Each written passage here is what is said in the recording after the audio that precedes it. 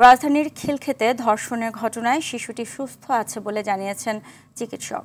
আর গণপিটুনির শিকার কিশোরের শারীরিক অবস্থা স্থিতিশীল আছে, তবে তিনি শঙ্কামুক্ত নন।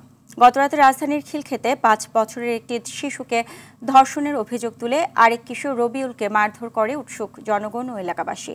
পরে দুইজনকেই ঢাকা মেডিকেলে কলেজ হাসপাতালে ভর্তি করা হয়। মেয়ে শিশুটি ওয়ান স্টপ ক্রাইসিস সেন্টারে চিকিৎসাধীন। গণপিটুনির শিকার কিশোরের দাবি, শুধু সন্দেহের বশে তাকে মারধর করা হয়েছে, সে কোনো অন্যায় করেনি। অন্যায় করলে সে পালিয়ে যেত। চিকিৎসক জানান, কিশোর বাচ্চাটির শারীরিক অবস্থা স্থিতিশীল আছে।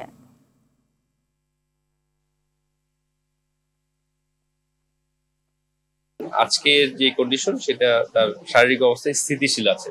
আমরা আশা করছি দ্রুততম সময়ে চিকিৎসা সম্পন্ন করে তাকে হয়তো যথাযথ কর্তৃপক্ষের কাছে আমরা হ্যান্ড ওভার করতে পারবো।